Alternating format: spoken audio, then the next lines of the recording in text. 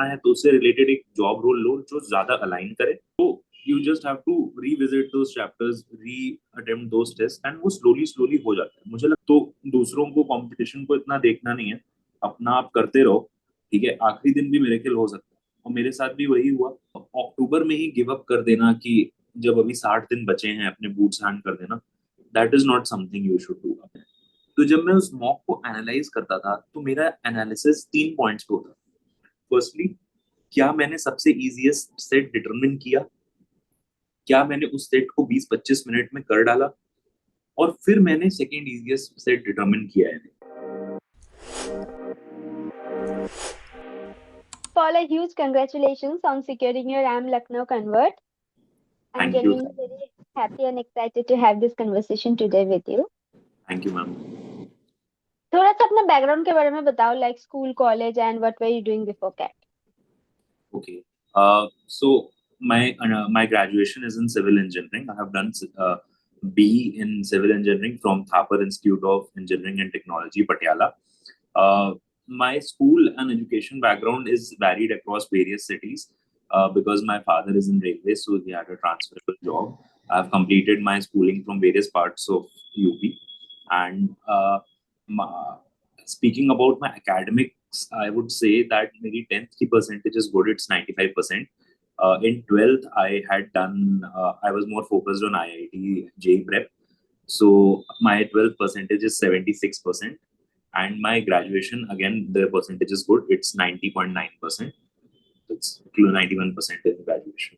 And after that, I've got placed in GeoPro Consultancy and Constructions. This is a civil engineering firm, and we were doing projects for the Kanpur Metro.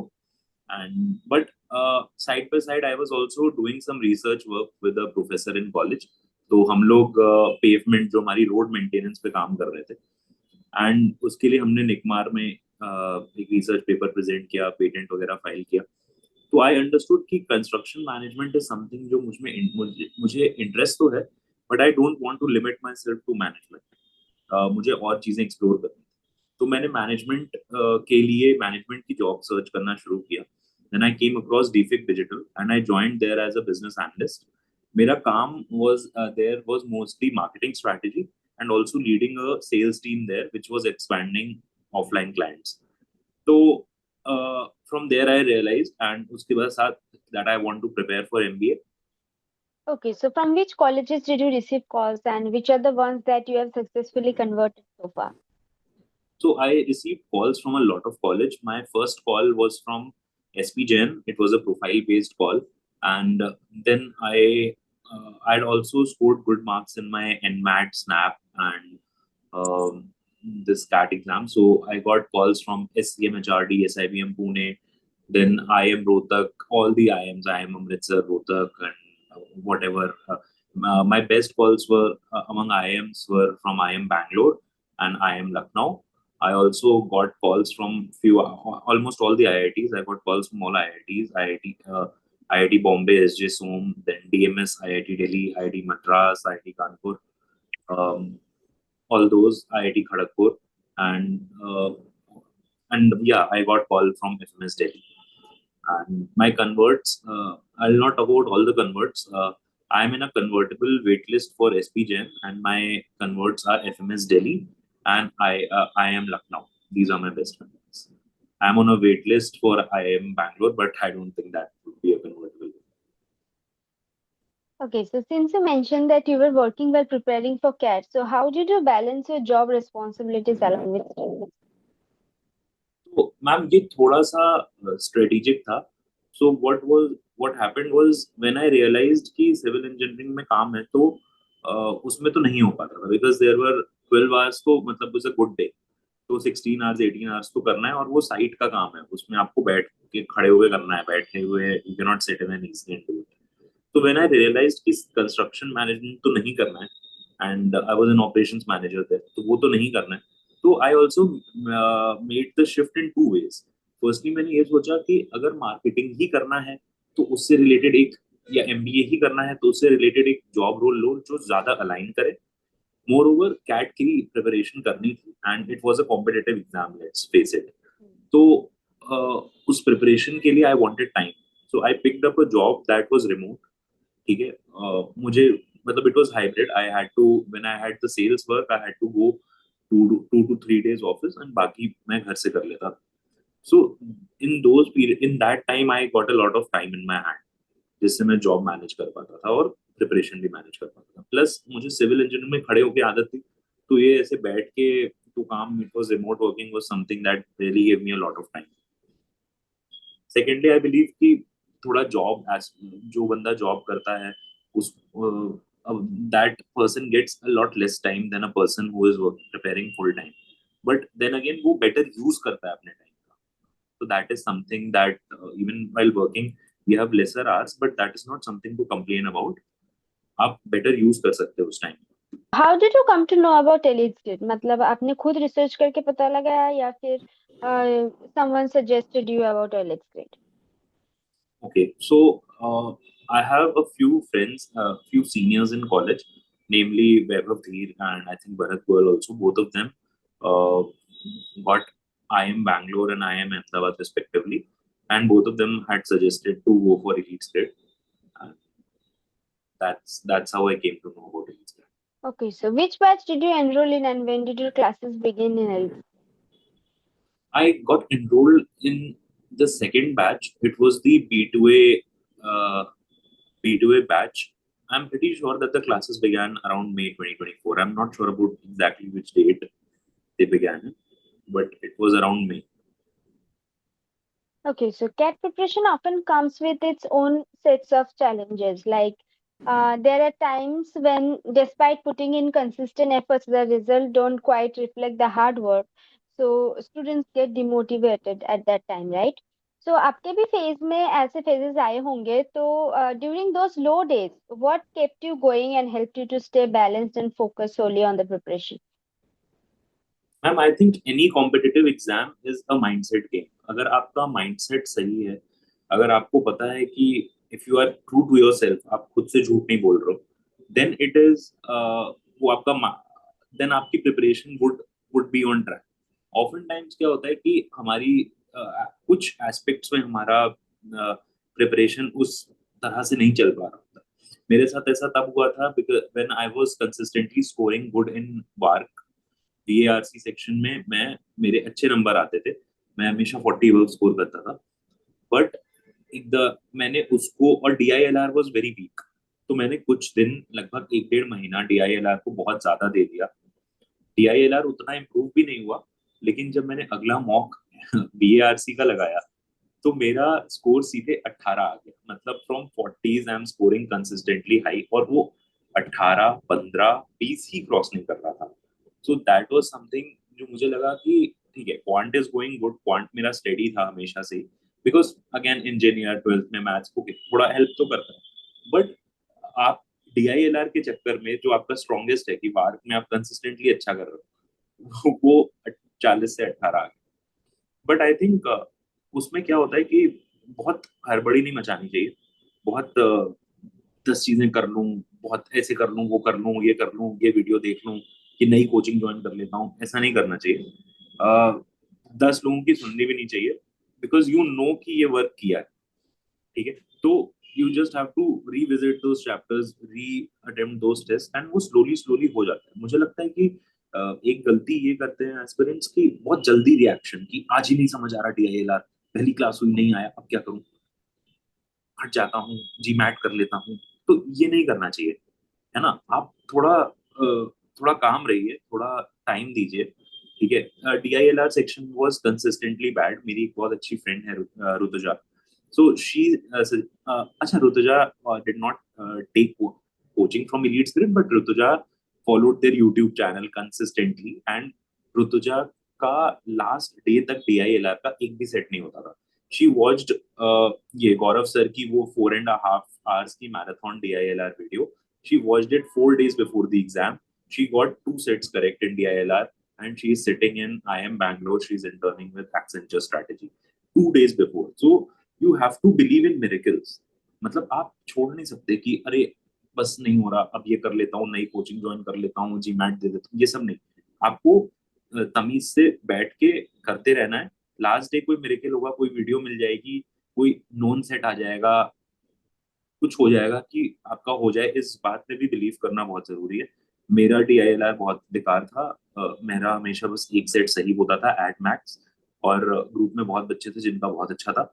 पहली बात तो final result is IIM जाना ना, cat percentile matter करती है, but हो सकता है कि कोई 99.99 ला के भी खराब कर दे इंटरव्यू। तो दूसरों को, कंपटीशन को इतना देखना नहीं है, अपना आप करते रहो। ठीक है, आखिरी दिन भी मेरे खेल हो सकता है, और मेरे साथ भी वही हुआ। DILR में कुछ भी नहीं आता था मुझे, लेकिन इस बार आई एम फॉरगेटिंग कौन से IIM ने पेपर इस बार सेट किया है। Calcutta I guess. कैलकटा, हाँ कैलकटा ने सेट किया। जो DILR का सेक्शन था, इजी आ गया, 2-2.5 सेट बन गए। तो यू डोंट हैव टू, मतलब आप करते रहो। आई आई ऑल्सो वॉच्ड वो गौरव सर की क्लासेस, तो मैं देखता ही था। एंड में थोड़ा मैं लैग किया था, वो एक दिक्कत थी मेरी प्रिपरेशन में कि वो क्लासेस कुछ कुछ रह गई थी मेरी। बट मैंने यूट्यूब पे वो वाली मैराथन वीडियोस वगैरह तो सब देख लिए थे, क्लासेस भी कुछ कुछ तो मैंने 2-2 बार भी कंप्लीट कर ली थी।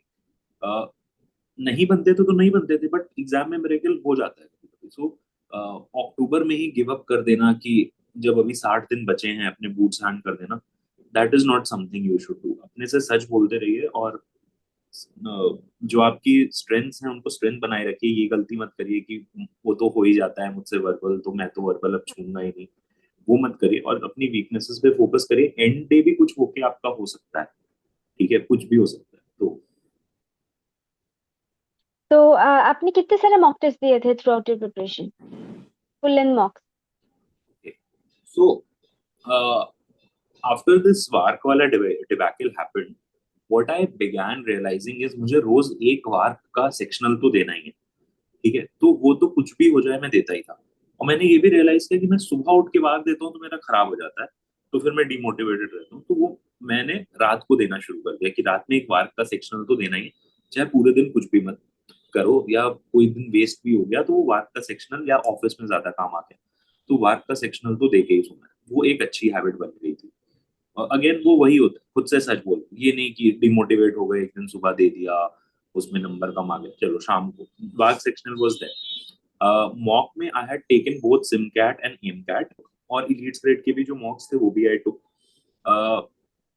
मैं सेक्शनल्स पे थोड़ा ज्यादा फोकस करता था, क्योंकि मेरे मॉक्स में नंबर कम आते थे। आई डोंट नो व्हाई वो कम आते थे, but in September I late और अक्टूबर फर्स्ट वीक आई रियलाइज कि मॉक अगर दोगे नहीं तो बैठना नहीं आएगा। By the way, I am also suffering from slip disc, तो मुझे स्लिप डिस्क है, तो मुझे बैठने में काफी वो होता है। मतलब अगर मैं 1 घंटे बाद थोड़ा सा नहीं उठा तो मुझे बहुत दिक्कत होने लगती है। That is something that happened on CAT के एग्जाम के दिन। तभी मेरा क्वांट मुझे लगता था कि मतलब वो इतना भी भयंकर नहीं गया, आई कुड हैव 3-4 सवाल और कर सकता था। बट ठीक है, मतलब I ended up in FMS and I am Lucknow born. But दिक्कत ये है सेक्शनल की स्ट्रैटेजी, जो मेरी स्ट्रैटेजी थी जो गलत हो गई, वो कि सेक्शनल की स्ट्रैटेजी में अगर आप सिर्फ सेक्शनल्स दे रहे हो ना तो आपको बैठना नहीं आएगा लॉन्ग लास्ट तक। This I realise in October first week, और by first week I realise this. तो उसके बाद क्या हुआ कि मैं फुल लेंथ मॉक्स देता था।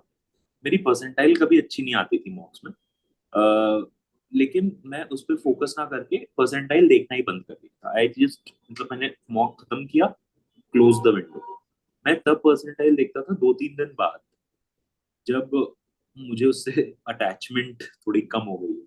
बट मैं 3-4 दिन में एक मॉक दे देता था। मैंने बहुत ज्यादा नंबर्स भी नहीं मॉक के गिने कि अरे मतलब ये सब क्या है ना कि किसी कॉम्पिटिटिव एग्जाम में जब बहुत सारे लोग घुस जाते हैं ना, तो एक मास हिस्टेरिया फैल जाता है ना। ये तो ऐसी बात हो गई कि मतलब तेरा पेट 4 रोटी में भरेगा, मेरा 2 रोटी में भर सकता है। If I am giving 10 marks but I am giving good marks, मेरे अंदर ज्यादा दिमाग है टू एनालाइज देम, टू मैं खुद से ज्यादा सच बोल रहा हूँ कि मेरी दिक्कतें कहाँ हैं, मैं डेलुलू में नहीं रह रहा हूँ। तो that is better than giving 60 marks and आप खुद से झूठ बोल रहे हो। आपके अपने दोस्त 1 नंबर ज्यादा आ रहा है, उसी में खुश हो आप, घूम रहे हो उसी में। तो खुद से झूठ बोलने से बेटर है कि मेरा यही था कि मैं हर 3 दिन में मॉक दे देता, कभी गिने नहीं, अभी गिनते हैं अगर, तो अक्टूबर से नवंबर 45 डेज दे लीजिए, क्योंकि बीच में कभी कभी नहीं दिए होंगे। हर 3 दिन में एक मॉक, तो 15 मॉक दिए होंगे। और कुछ कुछ मैं कभी किसी दूसरी कोचिंग के दे दिए, या किसी फ्रेंड ने कुछ बोल दिया कि ये मॉक सजेस्ट करिए, या पीवाईक्यूज भी दिए थे तो आप 10 वो भी हम्म। लगा लीजिए, पीवाईक्यूज भी एटलीस्ट 10, तो 25 मॉक दिए थे। बट ओके, उनके ग्रेट। एनालिसिस वाज वेरी, मतलब वो। Yeah, I'll come to that. Before that, I would love to know कि आपने जैसे कहा कि वीआरसी में आपको बहुत ज्यादा दिक्कतें फेस कर रहे थे, राइट? तो आप उस स्कोर लो सेक्शन हो को गया था। इम्प्रूव कैसे किए? ओके, तो I will correct you here. VRC में मैं मेरी वीआरसी अच्छी थी, एकदम से स्कोर ड्रॉप हो गया और वो उठ नहीं रहा था एक सवा महीने। और डीआईएलआर मेरी जन्म से भी तो तो इम्प्रूव कैसे किया? तो वीएआरसी में ऐसा है ना कि अ, जैसे क्वांट आपकी आज खराब है, क्वांट आपने 100 सवाल लगा लिए, मान लो आपको एएमए नहीं आता, एवरेज मिक्सचर एलिगेशन नहीं आता, आपने 100 सवाल लगा दिए, आपको आ जाएगा। ओके। वीएआरसी अगर आपको नहीं आता तो आप 100 मॉक लगाओगे, उसके बाद भी नहीं आएगा। ठीक है। उसका जो डिलेड ग्रेटिफिकेशन की दिक्कत है वीएआरसी के साथ, वो आपका ऐसे अच्छा होगा, एकदम से राइज कर जाएगा। और क्वांट आपका सीधे राइज करता है, जितने सवाल लगाओ उतना अच्छा हो जाता है। और वीएआरसी खराब खराब खराब खराब, अगर आप कंसिस्टेंट है एकदम से राइज कर जाएगा। तो this is how you do it. VARC में consistency is the key, CAT preparation में भी कंसिस्टेंसी इज द की। वीएआरसी में अनदर थिंग इज कि हमें ये भी रियलाइज करना चाहिए कि ऐसा नहीं है कि पुराने पाप भाग जाएंगे, है ना। अगर हमने कभी भी इंग्लिश नहीं पढ़ी जन्म से, और हम सोच रहे हैं कि अब आज ही हम इंग्लिश पढ़ लें और सारा हो जाएगा, तो वो नहीं होगा, उसको रियलाइज करना होगा। सेकेंडली, मैंने बुक्स बहुत पढ़ी, मतलब माय बैकग्राउंड इज ब्लॉड, बट यहाँ लगभग 40-50 बुक पढ़ी हैं। एंड जब मैंने रियलाइज कर लिया था, जब मैंने जॉब स्विच की थी जनवरी से जून तक, जब तक मेरी क्लासेस शुरू नहीं हुई, उन 6 महीने में मैं हर 10 दिन में एक बुक तो निपटा देता था, चाहे कर करा के। तो मैंने 14-15 बुक अलग अलग सब्जेक्ट्स पे लेके पढ़ी थी, which is not which began from very basic. ठीक है, it can begin from Durjoy Datta, Chetan Bhagat. It can go to it can go to somewhere in middle, Agatha Christie can come, and it can even go to George Orwell. और उसके ऊपर जरूरत नहीं है, मतलब मुझे तो नहीं लगता कि बहुत ज्यादा जरूरत है उसकी। तो अगर आप रीडिंग फोकस करेंगे, okay, one very important tip that I can give here is कि हम क्या है ना, a lot of us are engineers, तो हमने 10th के बाद जो भी किताब पढ़ी वो इंजीनियरिंग की पढ़ी है, राइट। इंजीनियरिंग में क्या होता है, या साइंटिफिक लिटरेचर में क्या होता है, कि लिखा होता है कि okay, sodium is a reactive metal, sodium can burn in React with air and burn in fixed, नहीं, sodium is high in the reactivity series, sodium can burn in free air, so sodium is kept in water। अब फिर conclusion लिखा रहता है, hence we can say that sodium is one of the most reactive metals found in universe। ठीक है, this is scientific literature. English literature कैसे लिखी रहती है, लिटरेरी राइटिंग कैसे लिखी रहती है, कि सैड, फिर second literature, his girlfriend had left him, his CAT score was low, ही वो, है ना। तो पहले हम बता रहे हैं कि प्रखर सैड है, फिर हम रीजंस दे रहे हैं। और साइंटिफिक लिटरेचर में क्या है कि पहले हम चीजें बता रहे हैं, फिर हम उसका कंक्लूजन दे रहे हैं। अगर आप कई बुक्स पढ़ेंगे तो आपको parajumbles, fill in the blanks, इन सब में हेल्प करेगा, क्योंकि आपने सिर्फ साइंटिफिक लिटरेचर पढ़ी है तो आप इन सब में मात खाए। तो रीडिंग इज समथिंग, बट उसका इफेक्ट बहुत लेट में शो करेगा, वो अक्टूबर में उसका बेनिफिट मिलेगा, अभी से मत सोचो कि मॉक का स्कोर बढ़ेगा। Okay, so coming back to the mock test analysis strategy, tell me how you analyzed your mocks. Okay, वार की बात पहले करते हैं। डीआईएलआर नहीं, let's start with DILR. So DILR में क्या होता था कि अ, मैं मैं वीक था, तो मुझे था कि मैंने गोल्स वैसे ही सेट किए थे। माय गोल वाज कि 2 सेट तक कैसे पहुंचना है, एक तो निकाल लेते थे। तो पहले तो डर के मारे शुरू ही नहीं करते थे। फिर सेकंड फेज वाज कि चलो find the easiest set and do it, पहले उसको 15 मिनट में करने की कोशिश करो। वो हो गया, तो बाकी के जो आपके पास 25 मिनट बचे, उसमें आई वाज 15 से 20 मिनट में हो गया, जो भी 20-25 मिनट आपके पास बचे उसमें से मैं तीनों सेट पढ़ के एक और इजी निकाल के उसके कुछ क्वेश्चंस करने की ट्राई करता था, ये सबके एक एक हो जाए। तो जब मैं उस मॉक को एनालाइज करता था तो मेरा एनालिसिस 3 पॉइंट्स पे होता था। फर्स्टली, क्या मैंने सबसे इजीएस्ट सेट डिटरमिन किया, क्या मैंने उस सेट को 20-25 मिनट में कर डाला, और फिर मैंने सेकेंड इजीएस्ट सेट डिटरमिन किया है।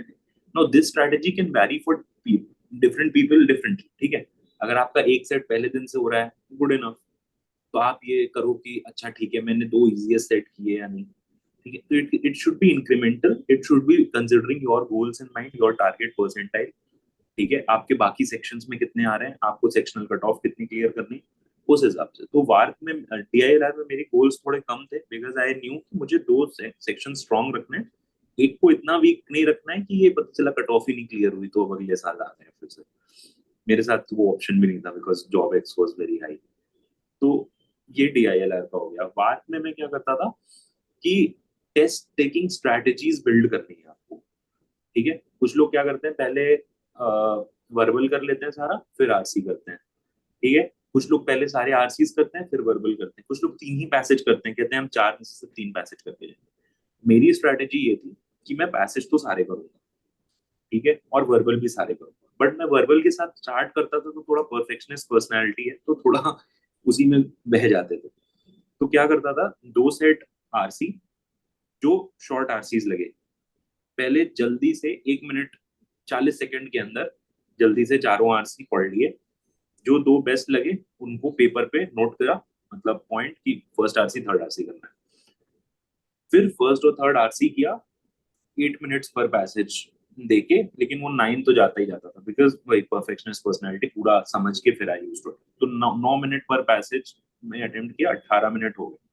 फिर आपके कितने आते हैं, आई थिंक, हाँ, फिर उसके बाद सारे वर्बल के क्वेश्चंस कर लिए, ठीक है। तो वर्बल में भी कुछ नहीं छोड़ता था। एक जगह मेरी वीक थी, वो वाले पैरा जंबल्स जिसमें एरर वाला सेंटेंस हटाना होता है और बाकी सारे रीऑर्डर करने होते हैं, वो वीक था तो उसे छोड़ देता था, मतलब एंड में तक भी नहीं वो हुआ तो वो छोड़ ही देता। और उसके बाद बाकी के जो 2 आरसीज थे उनको करने की कोशिश करता, तो उनमें एक तो हर बार हो जाता था, एक में दिक्कत आती थी, अगर टफ पेपर है तो वो लास्ट वाला आरसी नहीं हो पाता था, वो छूट जाता। तो वर्बल का एनालिसिस वाज ऑलवेज लाइक क्या तुम कर सकते थे, कहाँ टाइम वेस्ट हो गया, है ना। तो बट मैं बहुत ज्यादा स्टैटिस्टिक्स में नहीं जाता था। कुछ लोग ना ऐसे बहुत सारा देखते हैं, average time spend by topper, average spend time by you. कभी कभी कुछ सोचने लगते हो तुम या दिमाग जस्ट बैठ जाता है, उतना नहीं देखना चाहिए, और भी काम है लाइफ में, यही देखे जा रहे हैं कितना टाइम टॉपर ने लिया, बट तुम्हें पता चल जाता है कि ये सब गलत हो रहा है। And once that test taking strategy is built, do not change it, उसको परफेक्ट करते जाओ, उसको चेंज मत करो। तो मेरा वाज ऑलवेज 2 आरसी सारे वर्बल, फिर 1 से 2 RC depending on the time, and सारे वर्बल हटा के the para jumble with error sentence. वो नहीं होता था तो उस पर फिर मैंने दिमाग मारना ही बंद कर दिया कि ठीक है ये गलती है। Okay, so after revision. हाँ हाँ। क्वांट का mock strategy was very simple, मतलब जितने ज्यादा आप जितने ज्यादा कर सको, और जो भी जो भी थोड़ा बड़ा क्वेश्चन है just write it on the piece of paper और आगे बढ़ो। मैं वो मार्क और रिव्यू वगैरह वो इतना नहीं करता था, पेपर के कोने में लिख दो, एक बार हो गया, अगर एक बार 7 सवाल बन गए या 5 सवाल बन गए, फिर दूसरी बार आओ, फिर दूसरी बार आओ, 2-3 सवाल और बन गए, फिर तीसरी बार आओ, एक सवाल बन गया, उतने में टाइम। तो ये है। ओके, सो रिविजन भी बहुत ज्यादा इम्पोर्टेंट होता है कैट के प्रिपरेशन में। तो आप रिवाइज कैसे करते थे? रिवाइज का शेड्यूल क्या था, या फिर आपका टेक्निक या स्ट्रेटजी क्या तो पिछली क्लास तो हमेशा रिवाइज होनी चाहिए। लीड्स ग्रेड में बेस्ट चीज तो हनी सर हैं, वो तो कुछ भी कर देते हैं, मतलब वो तो गाना बना के रिवाइज करा देंगे, है ना, 4 मिनट में सारे फॉर्मूले रिवाइज करा देंगे, या 15 मिनट का एक वॉइस नोट रात में 2 बजे भेज देंगे ज्योमेट्री का। तो revision in Elites Grid is not a problem, that is one of the best strongest suit, मतलब इट। देखिए डीआईएलआर में आपको क्या ही रिवाइज करोगे, आपके पास नोट्स ही नहीं है, लेकिन मैं तब भी बना लेता था, मैं थोड़ा बहुत देखता था कि जो भी दिमाग में आए कि ये हनी सर है, वो गौरव सर क्या करते हैं, उस हिसाब से देखता था। वार्क में मैं ये वोकेबलरी वगैरह के पीछे नहीं भागता था ज्यादा, क्वांट का ही रिवीजन मेन होता है। क्वांट में फॉर्मूला की एक शीट प्रिपेयर्ड थी, would love to show it, but I think पता नहीं कहाँ पे. And वो sheet prepared थी, and उसमें क्या करते थे कि फॉर्मूला की शीट में सिर्फ फॉर्मूले उस कॉपी में लिखते रहते थे. वो 50-60 पेजेस हो गए थे. बट आई थिंक फॉर्मूला अगर आपको याद नहीं है ना, तो फिर वो आपकी दिक्कत है. अगर बाकी कुछ आपको याद नहीं है, इट कैन बी कि हाँ चलो नहीं हो पाया, ठीक है. Formula should always be on your tips. So plus उसकी एक पीडीएफ भी बना ली थी कि मान लो भाई खो ही जाए, कॉपी हो गई, ठीक है. So like this is the वो एंड मैंने इसको पूरा ही ऐसे फॉर्मूले सारे 30-35 पेजेस में करके रख लिए थे. फिर इनके सिर्फ लेफ्ट हैंड साइड, या फिर सिर्फ जैसे एंगल बाइसेक्टर थ्योरम है, या इन सेंटर ऑफ ट्राइंगल का फॉर्मूला है, इन सब के क्वेश्चंस बना लिए थे एक पेज पे, ठीक है. तो एक A4 शीट पे मैंने इन सब के क्वेश्चंस की मतलब ऐसे कि एंगल बाइसेक्टर फॉर्मूला ये करके कर लिए थे, और उनकी मैंने 15-20 फोटो कॉपी करा ली थी, ठीक है. तो मैं रोज सुबह उठता था टुवर्ड्स द एंड मंथ, ठीक है. और मैं रोज सुबह उठता था और सबसे पहला काम मैं यही करता था कि पहले उठते ही फॉर्मूला शीट, वो जो क्वेश्चन पेपर टाइप बनाया था मैंने अपने लिए, उसमें सारे फॉर्मूले लिखता था, और first hour of the day was this only वो, और फिर उनको चेक करता था कि क्या क्या गलत हुए, और जो गलत हुए उनको यहीं सामने दीवार पे चिपका लेता था. तो उससे 15 दिन में वो हो गया था. बट मैं रोज लास्ट डे तक मैंने वो फॉर्मूला शीट तो पूरी भरी है, वो नहीं गलत होना चाहिए, ठीक है. सेकंड, कि कुछ कुछ क्वेश्चंस बहुत ज्यादा यूज होते हैं, जैसे कुछ कुछ फॉर्मूले हैं जो कि बहुत ही ज्यादा यूज होते हैं. जैसे अगर एक दो राइट एंगल ट्राइंगल है, तो उसमें R=H/2, ये सारे फॉर्मूले बहुत ही ज्यादा, मतलब उस दो ट्राइंगल अगर किसी क्वेश्चन में हुए तो वो आ ही जाता है वो कहीं ना कहीं यूज. या मतलब ऐसे फॉर्मूलेज काफी ज्यादा होते हैं, ज्योमेट्री में स्पेशली होते हैं. या AMA का क्वेश्चन है तो उसके शॉर्टकट फॉर्मूलेज बहुत यूज होते हैं. तो उन क्वेश्चंस में मैं जो क्लास के क्वेश्चंस होता था उनके नोट्स में बहुत रिगरसली बनाता था. वो सारे नोट्स जो भी क्वेश्चन क्लास में हुआ है वो मेरी कॉपी में है हुआ.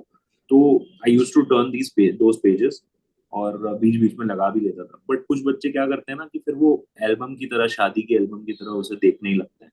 फिर उनको कोई मतलब नहीं है कि अपनी कलम भी थोड़ी चला लें, है ना. मेरे काफी फ्रेंड्स के साथ ये था कि बस फिर नोट्स, तो जो नोट्स के शौकीन होते हैं ना, फिर वो नोट्स और फॉर्मूले तो बना लेते हैं, बट वो फिर बस अच्छा ये हो जाएगा, वो हो जाएगा, ये हो जाएगा. तो उससे भी थोड़ा बचना चाहिए. एक दो बार आप कर लो, बट मेक श्योर कि पॉइंट में पेन आपका चलता रहे. दिस इज समथिंग दैट जो मैंने लास्ट के 3-4 दिन मैंने भी गलती की कि मैंने बहुत सारे क्वेश्चंस प्रैक्टिस हाथ से नहीं निकाले. आई वाज कवरिंग ब्रेथ, जो कि मुझे लग रहा था कि मुझे नहीं आता. मुझे आता था, मैं 1 महीने से रोज फॉर्मूले की शीट भर रहा हूँ, तो मुझे फॉर्मूला आता था. बट मुझे लगता है कि लास्ट के दिन कुछ हाथ से निकाल लेने चाहिए questions. Okay, so other than CAT, did you appear for any other exam?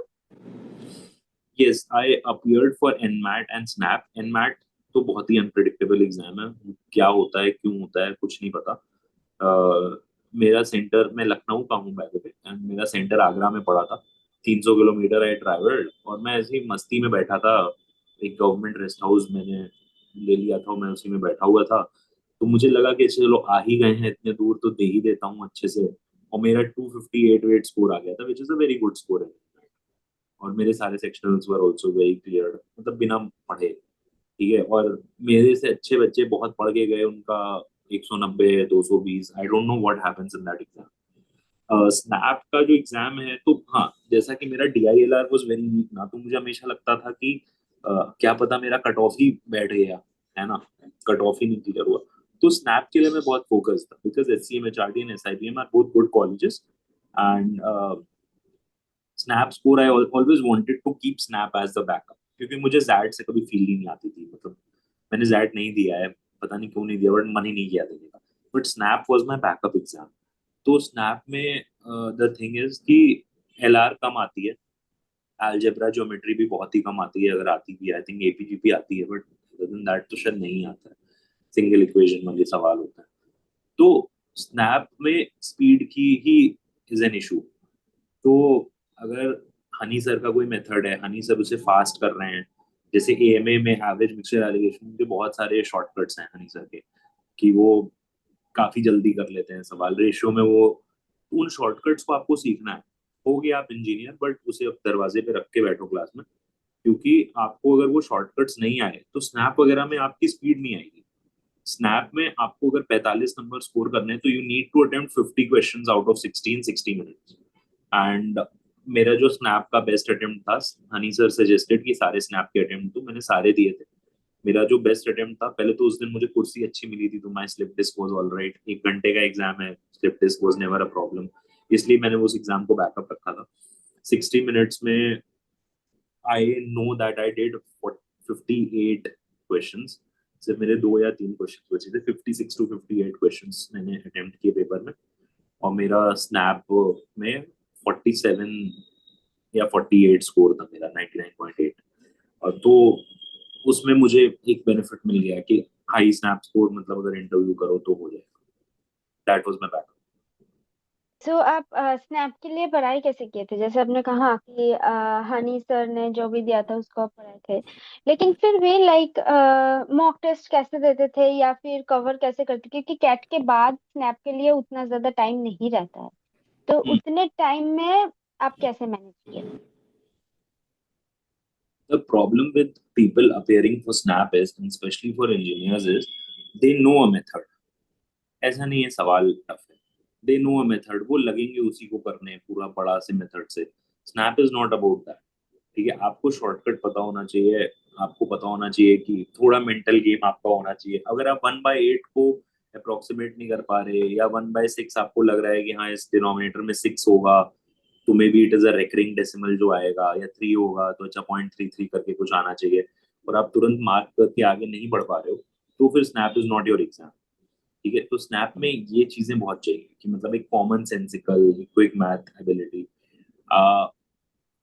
अच्छा, SNAP is not an exam जिसके लिए आपको पढ़ना होता है, that is totally a mock based exam. 1 घंटे का मॉक होता है। तो the quickest SNAP strategy is दिन के 4 मॉक दो। चार जो चीजें तुम्हें गलत हो रही हैं, सपोज करो ठीक है साइलोजिज्म गड़बड़ है तुम्हारा, यूट्यूब पे पढ़ लो। स्नैप जैसे कैट में क्या है ना कि पहले आपको कोर्स करना है फिर मॉक देना है, स्नैप में पहले आपको मॉक देना है। जो साइलोजिज्म ऑड वन आउट आपकी दिक्कत है, गो टू यूट्यूब, रैंडम किसी का ज्ञान ले लो, बिकॉज वो इतने इजी सवाल होते हैं कि उसमें आपको क्वालिटी भी नहीं चाहिए, किसी का भी ज्ञान वर्क्स। और वैसे तो मतलब इजी स्टूडेंट्स के पास तो दे हैव देयर पोर्टल, उसमें तो हनी सर का पूरा मैराथन ही है, 6 वीडियोज में उन्होंने स्नैप कवर कराया था as far as I know. But to be honest मैं तो ऐसे ही करता था कि ऑड मन रेन मैन प्रॉब्लम, या मान लीजिए कि सिर्फ बोट बोट अपस्ट्रीम डाउनस्ट्रीम में दिक्कत है, रैंडमली उसको सर्च करो, यूट्यूब पे देख लो, और रोज मॉक बहुत लो। That is the SNAP strategy. वो हो जाता है, वो पहले 35 नंबर सबके आ जाते हैं, 40 थोड़े दिन में आ जाएंगे, 45 तक तो मिला।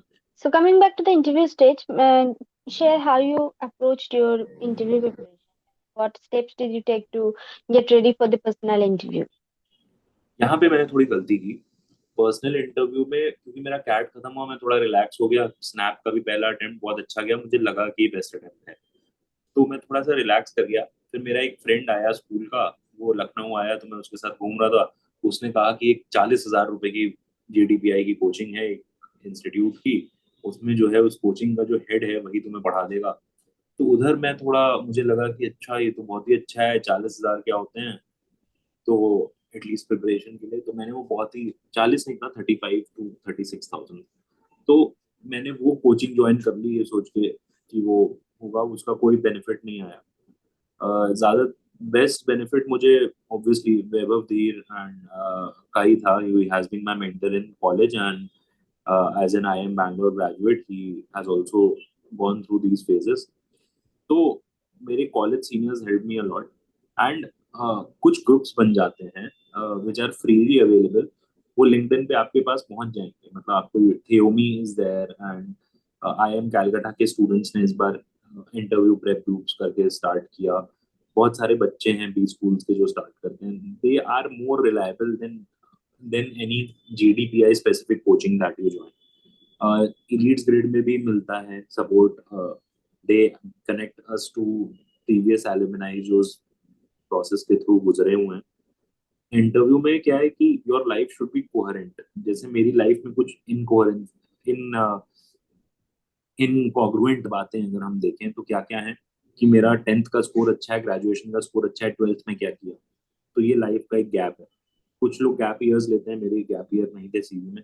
उसका जस्टिफिकेशन, मैं सिविल इंजीनियरिंग की कोर में काम कर रहा हूँ, suddenly I am working in marketing agency, तो मैं वो क्यों कर रहा हूँ। ठीक है। मेरी extracurriculars are ranging from एक पेटेंट फाइल किया है, एक रिसर्च पेपर लिखा है, to Thapar Toastmasters club, which is not aligning. तो when a person sees me, when he is seeing my CV या here listening to my answers, उसको एक कोहेरेंट डिटेल मिलनी चाहिए कि अच्छा इसकी लाइफ में ये हुआ, फिर उसने ये किया।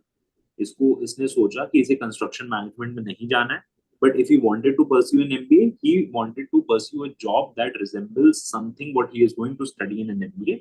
That's why he pursued a job in marketing. Okay, so 10th score उसका लो था, okay, but he 12th score उसका लो था, but he was more involved in JEE prep. उस जेई प्रेप के उस जेई मेंस में उसका he scored, and that's why he went to, उस मेन स्कोर से he went to Thapar. There also he worked hard, he was a scholarship holder there, he got a good CG also, and he was involved in these 5 things also। फिर उसने तो ये, अगर वो जो story है वो कोहेरेंट है आपके प्रेजेंट से और आपके फ्यूचर गोल्स से, then it is not a problem. ठीक है। कुछ लोग कहते हैं language fluency matters, it does not. ठीक है। कुछ लोग कहते हैं ग्रेजुएशन का सब्जेक्ट बहुत ही ज्यादा पढ़ लेना चाहिए, इतना भी नहीं पूछते हैं। मतलब अगर वो सब्जेक्ट तुमने पास किया है, भले ही लास्ट दिन पढ़ के, तो तुम्हें कुछ तो पता ही होगा थोड़ा बहुत। ठीक है, मतलब बेसिक्स पता होने चाहिए। करंट अफेयर तो, करंट अफेयर्स वगैरह पे मेरा होल्ड रहता था, बिकॉज मैं मतलब थर्ड फोर्थ क्लास से ही रोज न्यूज़पेपर पढ़ता हूँ, इंग्लिश न्यूज़पेपर। तो उधर मेरा सही था। इट वाज ओनली कि ये कोहेरेंस बनाने के लिए। और बाकी आई थिंक लीड्स ग्रेड में भी the alumni network is there, they help. IIM Lucknow तो पर्सनली एक स्टूडेंट मेंटर असाइन कर देता है, वो भी हेल्प कर देता है। मतलब इट्स जस्ट कि तुम खुद ही मेहनत नहीं कर रहे हो। तुमने सोचा कि कैट परसेंटाइल 99.9 आ गई है, या चलो 99.9 तो मिल ही जाता है, बट 99 आ गई है तो अब मेरा हो ही जाएगा।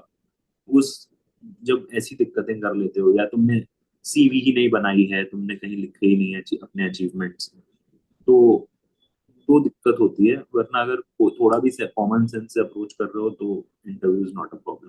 It is very conversational. मेरा आईआईटी कानपुर का इंटरव्यू हुआ था। ठीक है, it's not one of the best B schools in the country. It the process of interview is a little unpredictable also, depends on the कौन सा तुम्हारा पैनल कौन सा है। तो मेरा जो पैनलिस्ट था, he was also civil engineer, he who went to do an MBA. और उसने कहा कि चलो कुछ न्यूज आइटम बताओ जो तुम फॉलो करते हो। I said I follow US politics. तो उसने कहा कि अच्छा चलो तुम तो ट्रम्प ट्रम्प को बोलोगे। मैंने कहा नहीं सर, मैं सारा फॉलो करता हूँ। तो उसने मुझसे पूछा कि अच्छा यूएस में प्राइमरीज क्या होते हैं, फिलिबस्टर क्या होता है, and I was able to answer that. तो वो इतना अच्छा बन गया कि वो मुझसे एकदम हाथ वाथ मिलाया। फिर उसने बोला कि तुम्हें तो बेटर कॉल्स हैं, मुझे पता है तुम कौन सा आईआईटी कानपुर आ रहे हो। And then he went on also, मतलब मेरे बाद में मुझे मिल भी गए वो।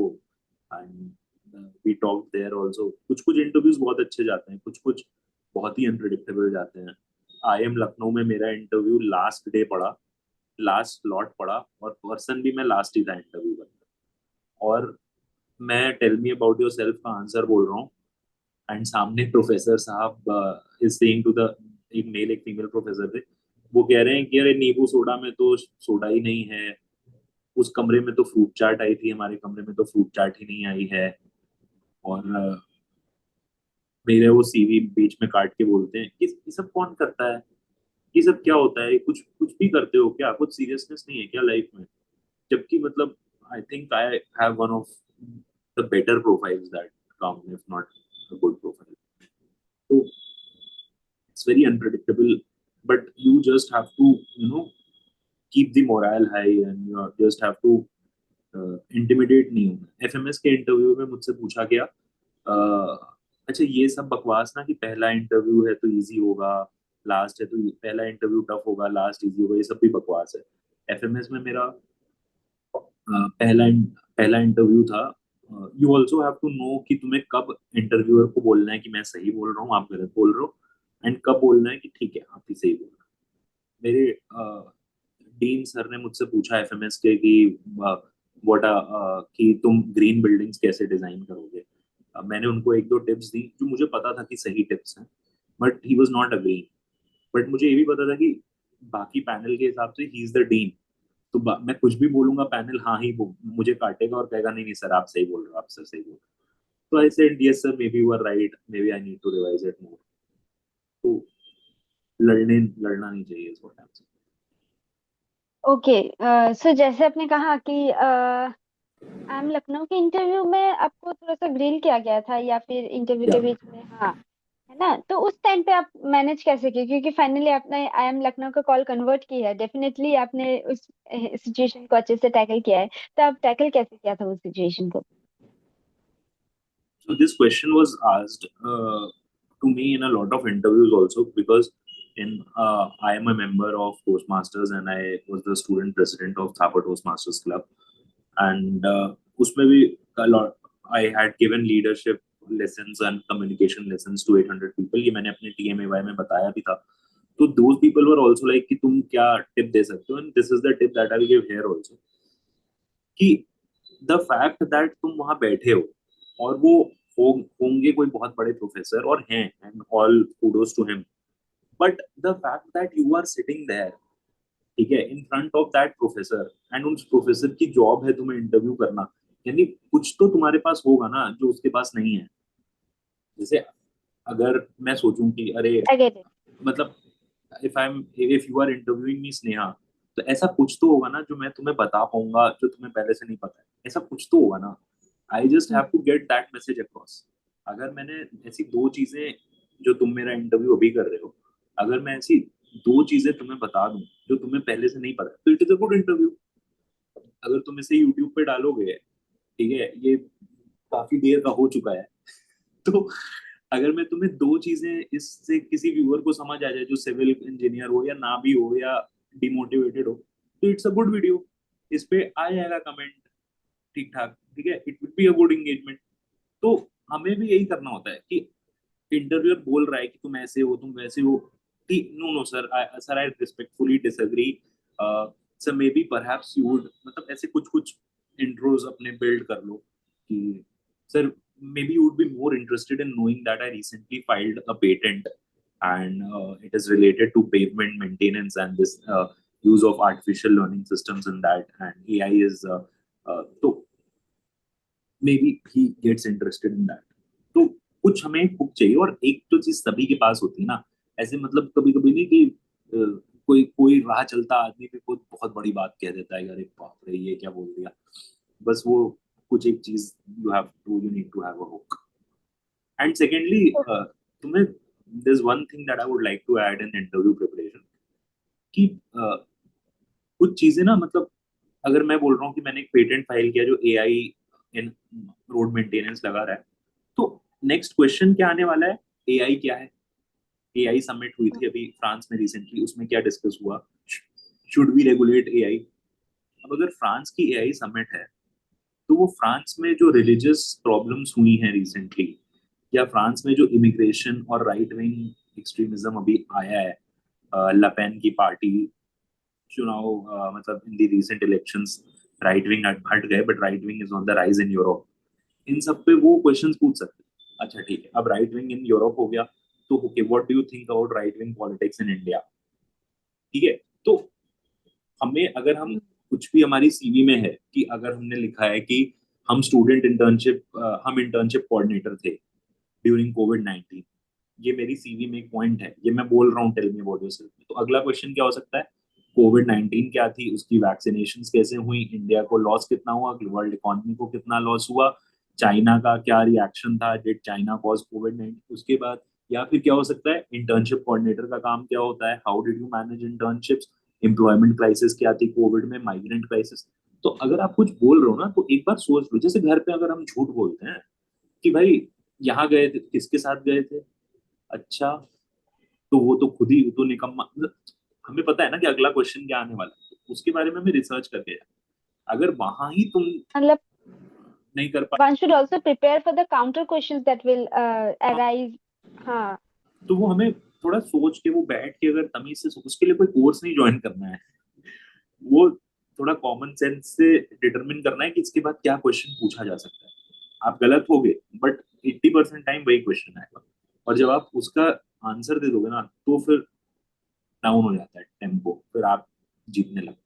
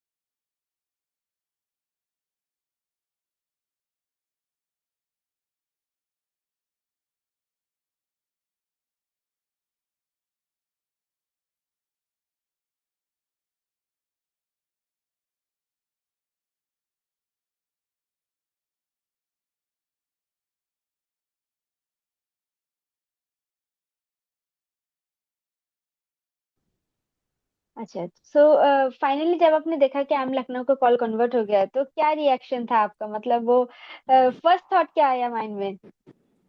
तो मेरा I am Bangalore wait list हो गया था, तो मैं बहुत सैड था। फिर मेरा एफएमएस कन्वर्ट हो गया, तो आई वाज वेरी हैप्पी। मुझे पता था आई एम लखनऊ में तो नींबू सोडा वाले क्या ही मुझे सेलेक्ट करेंगे, तो रिजेक्ट ही करेंगे मुझे। तो मैंने ऐसे स्टोरी वोरी भी डाल दी, थोड़ा सा फ्लेक्स भी कर लिया, अभी लिंक्डइन पे करूंगा इस वीडियो के साथ। बट मैंने इंस्टा इंस्टा पे भी कर दिया, मुझे बहुत सारे कॉन्ग्रेचुलेशन आ गए, बहुत ही बढ़िया, एंड आई वाज एकदम सेट कि मैं एफएमएस ज्वाइन कर रहा हूँ। लेकिन तब तक मुझे आई एम लखनऊ वाला आया and I was like why मतलब इतना ग्रिल करने के बाद क्यों ही। तो I was very happy about FMS, but I am Lucknow के लिए तो मुझे कुछ भी नहीं हुआ, मतलब बिकॉज आई वाज लाइक यही करना था तो इतना मुश्किल से क्यों किया सेलेक्ट ही करना था तो तमीज से कर लेते। बट ठीक है, ऐसे ही था। ओके, सो एफएमएस का कॉल आने के बाद फिर आपका रिएक्शन क्या था? जैसे आपने कहा कि एफएमएस के लिए आप बहुत ही ज्यादा खुश थे, तो वो फर्स्ट थॉट क्या है? यस, एफएमएस का ऐसा था कि सब लोग कह रहे थे उसी दिन आ जाएगा, उसी दिन आ जाएगा। कैट का भी रिजल्ट रात में आया था, that was also on a Saturday. ठीक है, और एफएमएस का भी सैटरडे था, रात में आएगा करके ऐसे 12 बजे रिजल्ट आया। एंड वही व्हाट्सएप ग्रुप्स होते हैं एलीट्स ग्रेड के ही, सारे कॉलेजेस के होते हैं, हजार हजार 2-2 हजार मैसेजेस एक बार। फिर जब रिजल्ट आया, मैंने कहा कि हाँ चेक करता हूँ, पीडीएफ होती है एफएमएस में, और जिस दिन इंटरव्यूज खत्म होते हैं तो उसी दिन रिजल्ट आ जाता है। तो FMS was my last interview, 16 अप्रैल को इंटरव्यू, 19 को result. And I was like कि एफएमएस में जो मेरा कॉम्पोजिट स्कोर आपको पता चल जाता है पहले, तो इट वाज वेरी लेस, मतलब आधे नंबर से कॉल थी मेरी। तो I wanted to have a very good interview to convert that call. जब मैं इंटरव्यू देने गया था तो मेरे फ्रेंड्स थे, चलो ना, बैठो ना, घूमते हैं ना, क्यों ही, कहाँ हो जाएगा तुम्हारा कन्वर्ट, आधे नंबर पे कॉल आई है। बट जब वो कॉल कन्वर्ट हुई, मैंने पीडीएफ डाउनलोड की, और सब लोग पीडीएफ में सर्च करते हैं अपना कैट रोल नंबर, मुझे सर्च ही नहीं करना पड़ा बिकॉज वो फर्स्ट पेज पे था। एंड आई वाज लाइक, उस पे मेरी नजर चली गई, एंड मैंने कहा अरे ये तो मेरा नाम है। तो एकदम से ना, मतलब I did not even have to search that PDF, वो पीडीएफ पे, पीडीएफ में सेकंड लास्ट या थर्ड लास्ट नहीं, ऐसे मेरे नजर ही पड़ गई कि अरे ये तो 877। What was your overall experience with Elite Grade? it's a elite skill is a genuinely good coaching. ठीक है, मतलब that's why they are rising so much, and that's why it's spreading, the word is spreading so much because जैसे Honey sir हैं, गौरव sir हैं, Deepanshi ma'am हैं, Shahzad sir हैं, एक genuine, मतलब हनी सर से तो स्पेशली एक जेन्युइनली ऐसा लगता है कि because you have also work ना, मैंने भी तो 3 साल, आई हैव ऑल्सो वर्क, मैंने 3 साल काम किया, आप काम कर रहे हो यहाँ पे। पता लग जाता है कि कब आदमी जॉब कर रहा है और कब आदमी एक्चुअल, अगर कोई आदमी 3 बजे आपको कह रहा है कि आ जाओ जरा ये 15 मिनट की वॉइस नोट सुन के सो, या 1 बजे, तो दे आर जेन्युइनली वर्किंग, है ना। वरना इट्स वेरी इजी टू 8 से 10 क्लास की, okay guys we'll meet in the next class, वो करने पे भी उनके रिजल्ट आते हैं। ऐसा नहीं कि उनके रिजल्ट इसलिए आ रहे हैं, but the fact that a person is so dedicated ना, तो फिर बच्चे को भी लगता है कि यार अगर सब लोग इतना कर रहे हैं तो खींच ही डालो। पर्सनली मैं, मुझे लंबे सेशंस वगैरह से कभी कोई दिक्कत नहीं रही, बिकॉज हर चीज ना माइंडसेट का गेम है। आप हारे हुए आदमी यही कहता है कि अरे क्या ही इतने लंबा क्लास हो रही है, इतनी लंबी वो हो रही है, क्योंकि वो हारी हुई मेंटालिटी है ना। जो जीतने वाला बंदा होता है वो कहता है कि यार अगर इतने बच्चे कर रहे हैं यानी कुछ तो है, या अगर एक, अगर वो टीचर खुद आके कर रहा है तो there is something, let's let's see. तो ये सारी चीजें are very nice about Elite Grade. थोड़ा तो एक है, दे गो बियॉन्ड, मतलब वो लोग एक जेन्युइन चाहते हैं, तभी तभी the alumni base is grown so much, और तभी इतने सारे बच्चे कन्वर्ट करते हैं, I guess. Because I have seen offline coachings in Lucknow also, जान पहचान के लोग जो वहाँ एनरोल करते हैं, इट्स वेरी चिल, बट ठीक है, it's very nice. A person who has to, अगर तुमसे नहीं हो रहा है तो it can be a one stop solution. JEE के समय मुझे कोई ऐसी कोचिंग नहीं मिली थी जो कि वन स्टॉप सोल्यूशन हो सकती थी। वो भी फिर जी भी बेकारी थी, एलन भी बेकारी थी, बट मुझे इस कोचिंग के बारे में जेन्युइनली ऐसा लगता है कि आप ज्वाइन करके छोड़ सकते हो, ठीक है। अपनी, अब अगर तुम एकदम ही नैया पे ही बैठ गए हो कि तुमको कोई आके नॉवेल्स पढ़ाएगा तभी तुम पढ़ोगे, तभी तुम इंग्लिश इंप्रूव करोगे, तब तो तुम्हारा कोई भी भला नहीं कर सकता ना। तब तो मतलब तुम तो गलत ही राह पे चल चुके हो। तब तो प्राइवेट सेक्टर की जॉब ही तुम्हारे लिए नहीं है, तुम्हें बैंक पीओ की तैयारी करनी चाहिए। बट अगर इफ यू आर कि तुम एक टीचर के साथ जो कि डेडिकेटेड है, तुम अपने एफर्ट्स डाल सकते हो, थोड़ा एक्स्ट्रा रीडिंग कर सकते हो, प्रीवियस ईयर सॉल्व कर सकते हो, जो वो कह रहा है वो जेन्युइनली कर सकते हो, सिर्फ रोना नहीं रोते हो, तुम भी मेहनत करते हो, then you will get selected here, you will get selected in a better college then. Okay, so thank you so much for sharing everything so honestly. From the struggle of the preparation to successfully getting into FMS and I'm Lucknow. So yeah, thank you, thank you. big congratulations once again on this wholesome achievement. Wishing you all the very best as you start this exciting new chapter. Also, you are going to motivate a lot of students out there, जो आपका video देखेंगे, जो लोग अभी cat preparation दे रहे हैं और वो लोग भी कहीं ना कहीं स्टक हो जाते हैं अपनी प्रिपरेशन में, तो आप वीडियो देख के वो भी थोड़ा सा आइडिया लेंगे how to proceed, how to prepare for interviews, या फिर जैसे वीआरसी में फ्लक्चुएट होते हैं, सो पैनिक ना करें, ये होता है, this is a phase, you need to trust the process, this are the attitude, positive attitude that one should instil in oneself, तो वो आपके वीडियो से ऑब्वियसली गाइडेंस लेंगे. Thank you so much once again for joining and sharing everything. Thank you Sneha, you are a very good interviewer. Thank you.